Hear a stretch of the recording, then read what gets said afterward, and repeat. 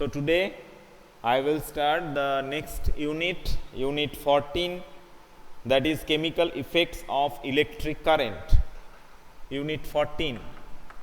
So for this you have to open your NCERT science books, page number 172. Okay, page number 172 of your science textbook.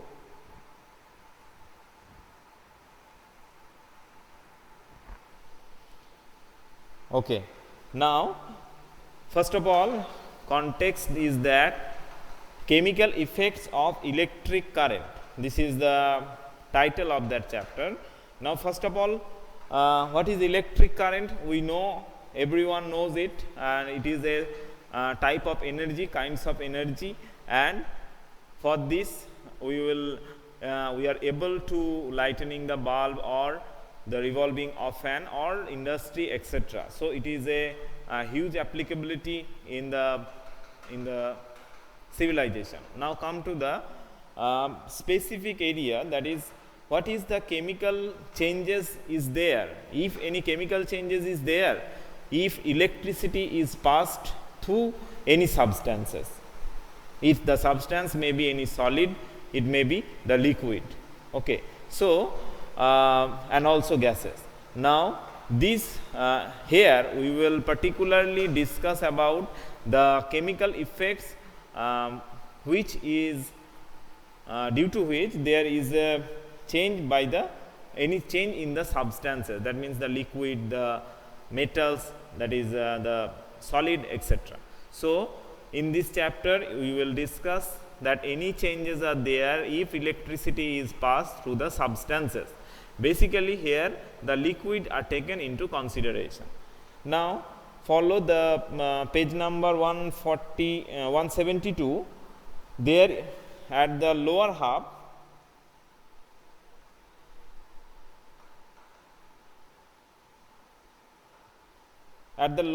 you can see that there are three materials, not three, there is four: one battery, three connectivity wire, one tester, and one bulb.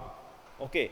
Now the bulb having it is a bulb of very low voltage bulb, but if we use here the bulb of the 60 wattage or the 100 wattage, it will not work. It is just below 10 voltage. Now these equipments, when they are connected, you can see the bulb is lightening. Okay.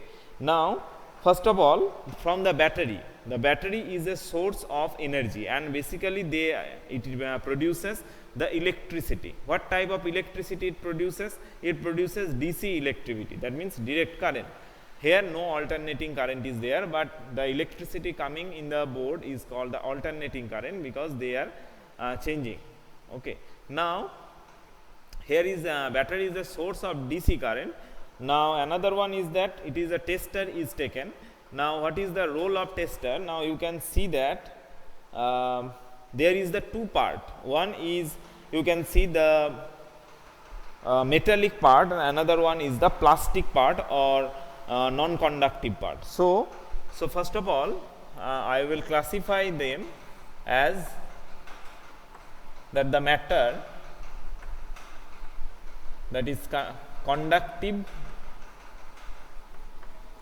to electricity and non-conductive to electricity. In the chapter metal and non-metal, you have seen that there is a property that metal can able to conduct electricity and also heat. So from that point of view, I have classified matter into two parts, that is conductive to electricity and non-conductive to electricity, specifically because the chapter tells about the electric current, if any chemical changes are there. Now the conductive, now mute the microphone though who have joined last. Now come to the picture. Now in the tester there is a two part. There is two part, one is metallic part and another one, that is the plastic part, which comes under the non-conductive portion. So it is the rubber band of tester. Here, as we are explaining about only the experiment, and it is the metallic part of tester. Okay. Now, when they are connected by the first picture, just follow the first picture, you can see the bulb will glow. Okay. Now, the bulb will glow because of the electricity which is passing or which is coming from the battery, it completing the circuits by passing through the metallic conductor. But in the second case, that is in the right side, you can see the battery, the two ends of the battery are connected to the non-metallic part. So in that case, as rubber band is non-conductive to electricity, though the bulb will not glow. Okay. So these are the two aspects where one conductive material or conductive substance conduct electricity and helps to glow the bulb. Here non-conductive part, it will not help to glow the bulb. So here is the distinction between the metallic and non-metallic part. So here, metallic and conductive and non-conductive part. The metallic part is conductive and the rubber band or the plastic part is non-conductive to the electricity. So if you say that in the question, it may become that why in the first case, in the first picture, when the two wires are connected by only in the metallic part, then the bulb will glow, but in the second case the bulb will not glow. Why? The answer will be the plastic band is non-conductive to the electricity, and for this reason the bulb will not glow in the second case. It will be the explanation from this part. So give me few more examples of conductive material and non-conductive material. Respond. Some examples of non-conductive material.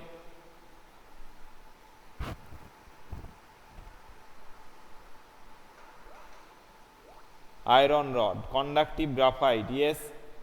Now graphite, it is a non-conductor. That means there is a properties that you know already, that the metal, there is a exception, that graphite being a non-metal, but it can conduct electricity.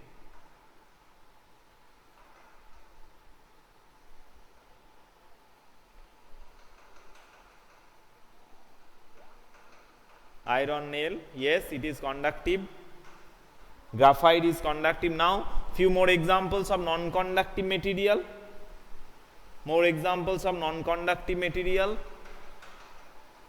Wood, yes, correct. Sulfur, yes.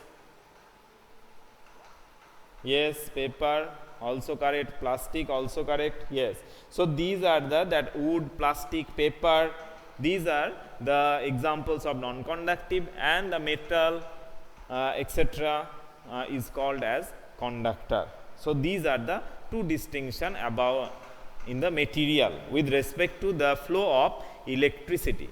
Now when the electricity will flow through the metallic part, then what is the changes is there? If there are any changes, so you can see in the broad perspective, is there any change on the metallic part of that experiment?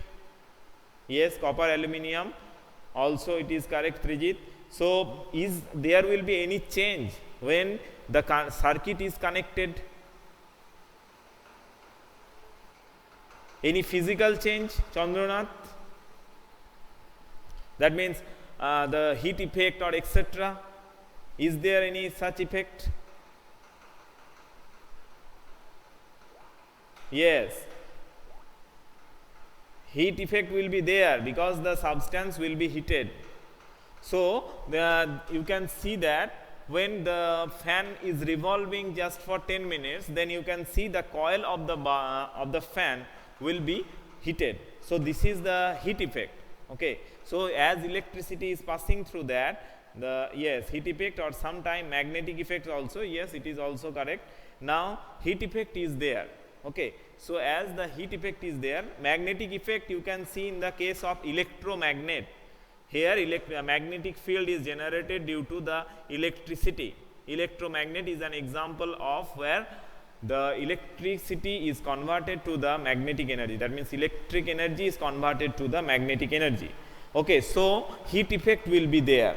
But if the voltage, that means if the, as the battery is a very low voltage, that is of 6 volt or etc., that is less than 10 voltage, so here we cannot identify the heat effect, because it will be heated to very small extent, which could not be identified. But in case of higher voltage, that means in our home appliances, that is electrical appliances, it will be heated. Okay, so this is the heat effect which comes due to the passage of electricity. It is a physical change. Now what helps the metal to flow the electricity? Do you know what helps the metal to pass the electricity or to flow the electricity? There is a constituent of an atom which is responsible, yes, electron. So electrons is the one constituent of an atom, where in metal it is assumed that there are free electrons, and as the electricity is connected to both the ends, then the free electrons transfer the charge from one end to another, and ultimately the metals are able to pass the electricity. Yes, so these are the effects. So here is the change is, and there the physical change. But in that context, in our chapter, we will consider the chemical effects. The physical effects is there, that is heating effect or magnetic effect, etc. Lighting effect, that means electricity to glowing of bulb, that is the electric energy to light energy. Okay, but in this chapter, the chemical effects will be taken into consideration. Now come to the context, that is what is the chemical change? What does it mean, the chemical change? So the chemical change is that change in composition, change in composition of a substance, change in composition of a substance. Now when battery is also called as electrochemical cell. Electrochemical cell. Here electricity is generated by the expense of chemical substances. So as the chemical substances are changed, that means there is a in between reaction in between them, and we get the free electrons. So free electrons will be getting out from the chemical reactions, and as there is the chemical reaction, already there will be some reaction, some new form compound will be there, and according to the concept from physical and chemical changes from your chapter from 7, so you can say that it is a part of the chemical change. So the chemical change is that change in composition of the substances. Okay, so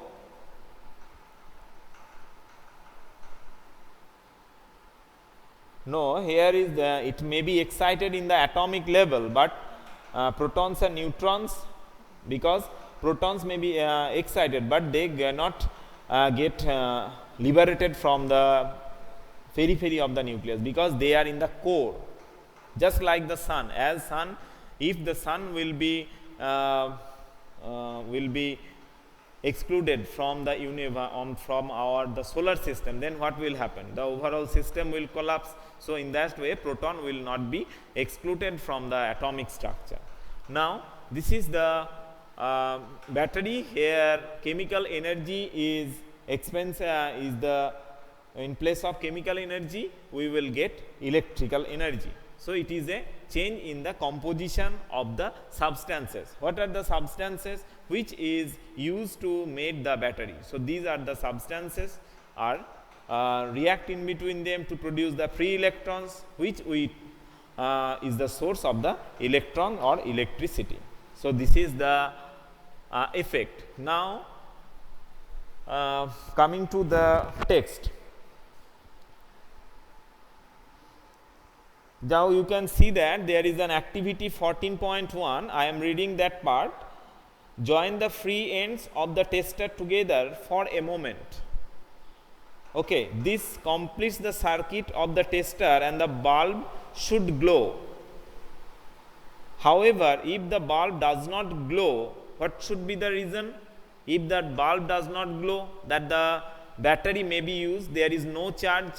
The conductivity we are using, that is the metal conductor, it may be, as it having two parts, one is metallic and another one is non-metallic. So there may be some difficulty, and another one is that the bulb is fused. So there may be three possibilities are there.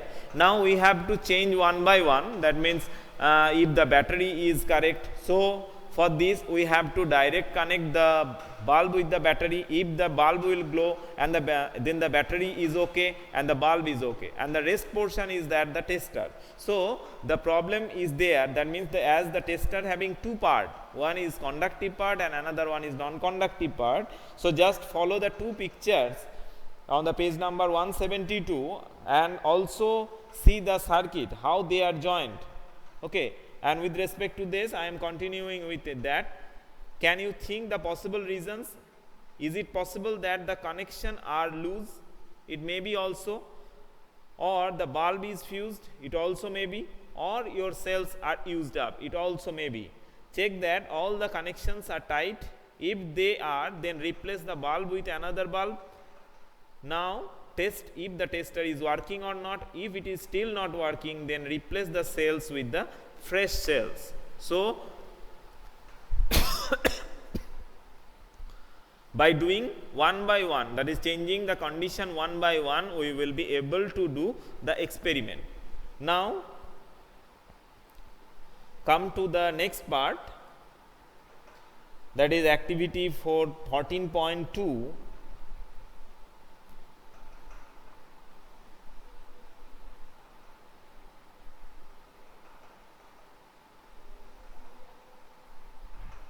Collect a few small plastic or rubber cap of discarded bottle and clean them.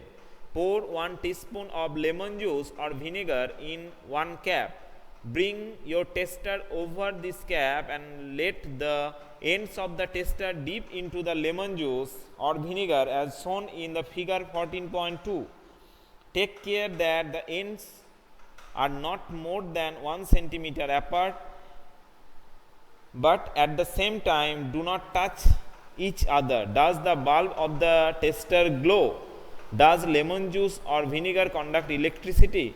How would you classify lemon juice or vinegar, a good conductor or a poor conductor? Okay. Now here is another activity is given. Now you can see that you know already that there is a bulb in the at the top bottom of the tester. Now as there is a bulb, when we check it with the electricity, then it will glow. There is a high resistance will convert the 240 or 220 volt to the bulb level, because the bulb is very low voltage bulb. Okay. Now in that tester, that in the picture given here, this is the lemon juice and these are the two ends where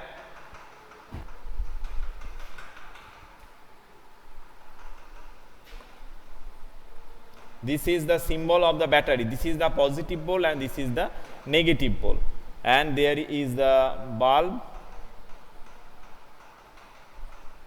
Okay, this is the lemon juice.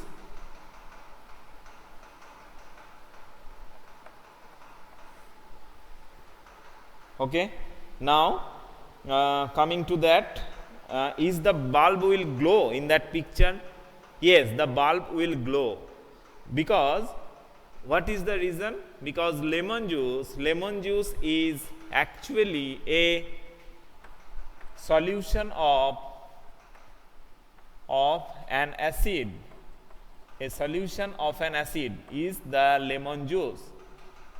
So not only the materials, that is the metal, can conduct electricity, at the same time there are some liquids which conduct electricity. So from there we will have to generalize the definition that if there is the free electrons is there, or the substance which can dissociate to its subparts or its subconstituent, then it will be able to pass the electricity. And here it happens in case of the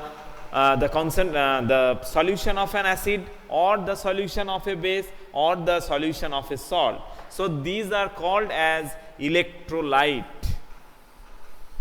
So electrolyte. So what is the definition of electrolyte? So which can conduct electricity,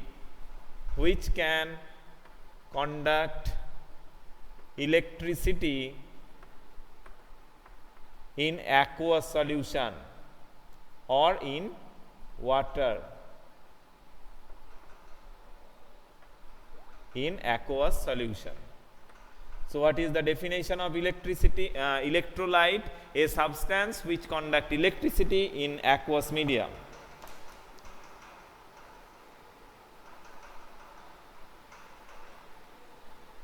Yes, there is also free electrons in the liquid, and for this reason they conduct electricity. Yes, free electrons are there. So what is electrolyte? The substance which can conduct electricity in aqueous solution is called as an electrolyte. And you will also write down the few examples of that. Example: acids, bases, salts. Acid, bases and salts. Basically there are inorganic acid, not the organic one, because all the organic acid there is a very low conductive towards electricity, bases also, and salt. So basically acid means inorganic acid, that means HCl, HBr, H2SO4, HNO3, etc. These are acids. Okay, so today I have told about what is about electrolyte and types of the substance with respect to the electricity. Now any confusion regarding to that?